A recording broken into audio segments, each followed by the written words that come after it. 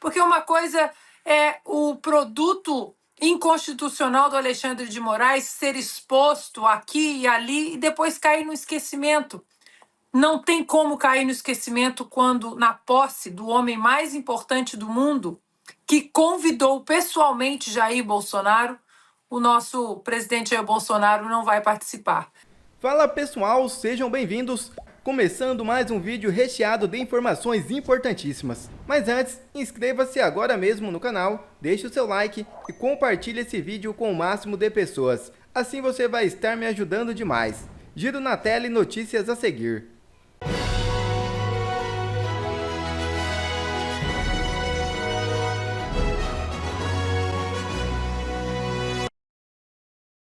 Mídia internacional repercute decisão de Moraes que proibiu Bolsonaro de viajar aos Estados Unidos. Veículos como o New York Times destacaram os desafios legais enfrentados por Bolsonaro e sua visão sobre os Estados Unidos e Trump.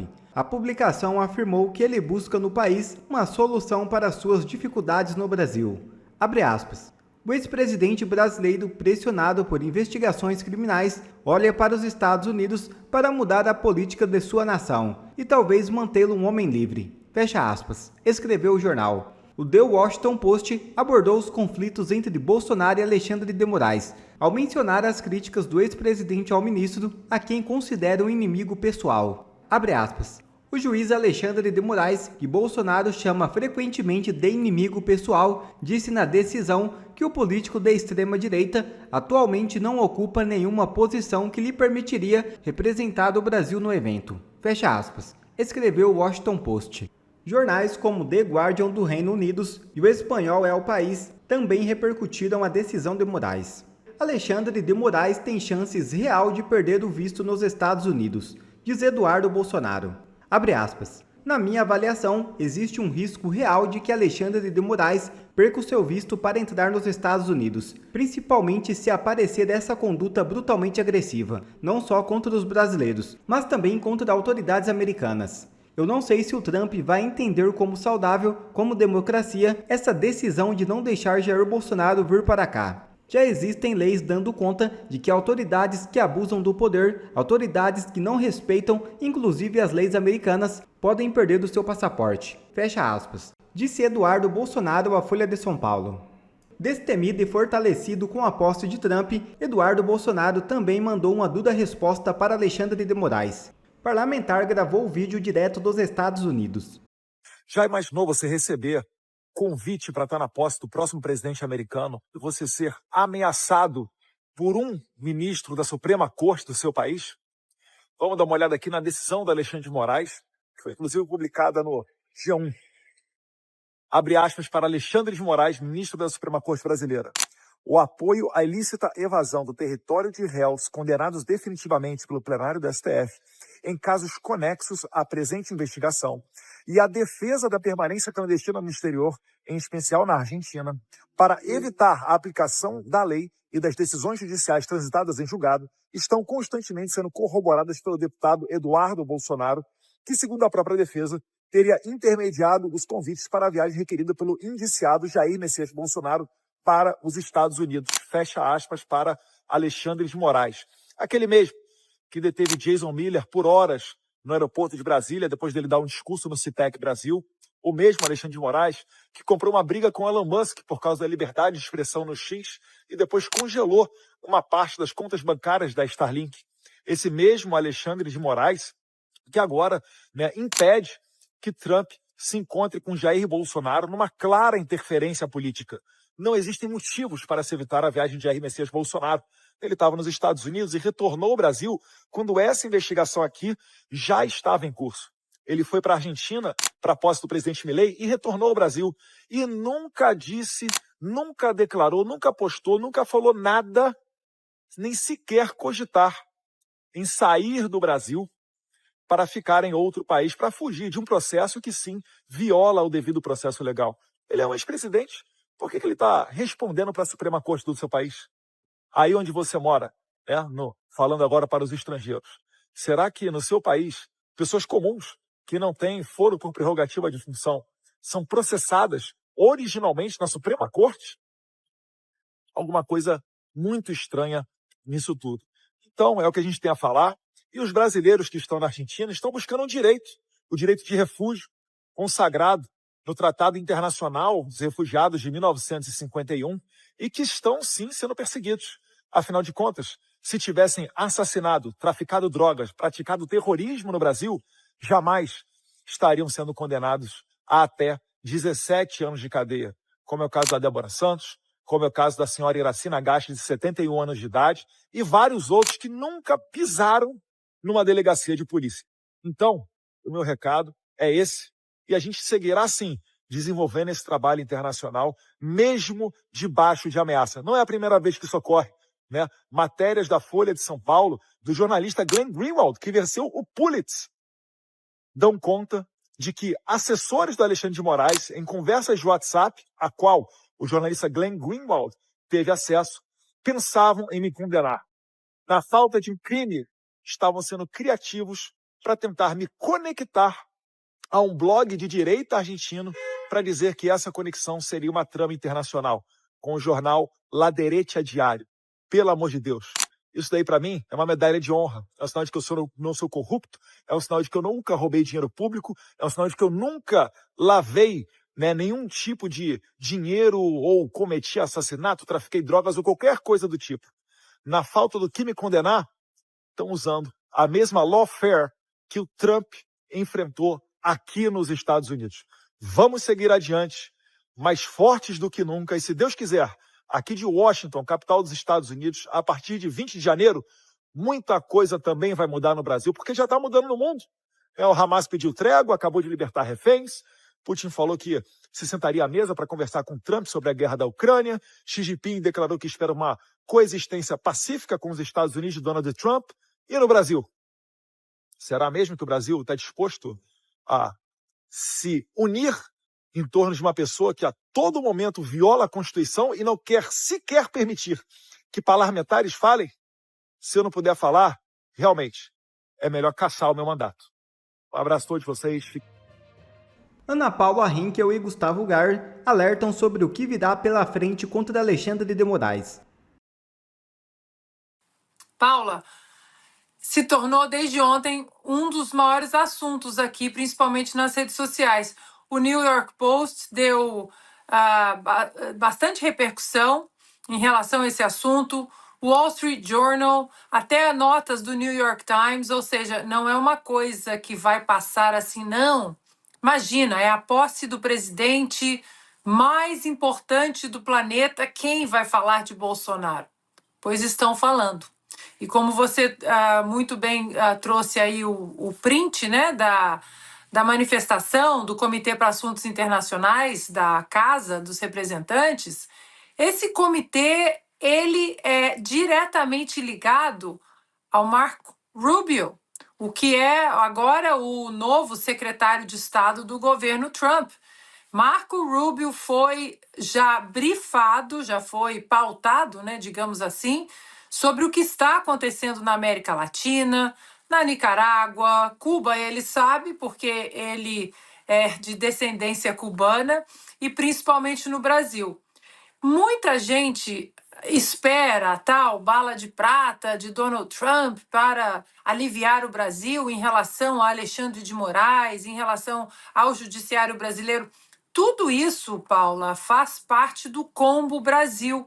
E nesse combo também estão no topo da lista as relações do presidente Lula, da administração petista do Lula com o Irã, por exemplo. Isso não saiu da pauta. Então, tudo acaba sendo ligado de uma maneira que vai fazer um retrato, uma fotografia muito ruim pelo Brasil, para o Brasil. Eu acho que antes de melhorar para a gente no Brasil, Paula, vai piorar bastante. Nós também estamos aqui na expectativa das ordens executivas do Donald Trump.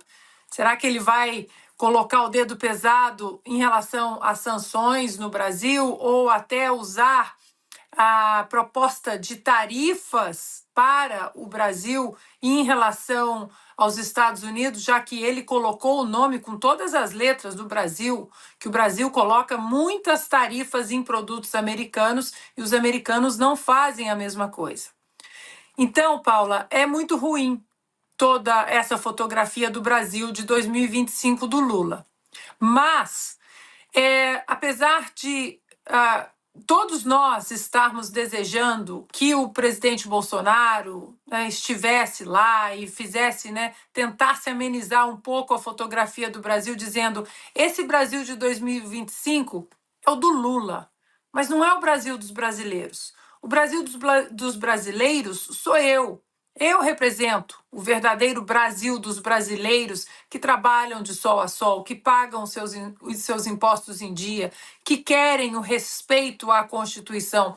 Nós não veremos o presidente Bolsonaro, mas nós veremos a esposa do presidente Bolsonaro, nossa primeira-dama, Michele Bolsonaro. Muitos questionamentos surgirão por causa da falta do presidente Bolsonaro e, sinceramente, Paula, eu acho que foi bom.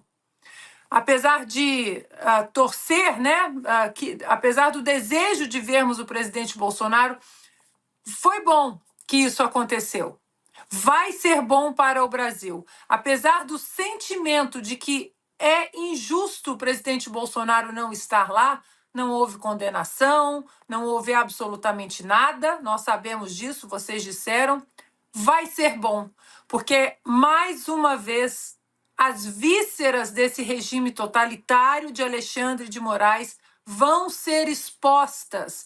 Porque uma coisa é o produto inconstitucional do Alexandre de Moraes ser exposto aqui e ali e depois cair no esquecimento.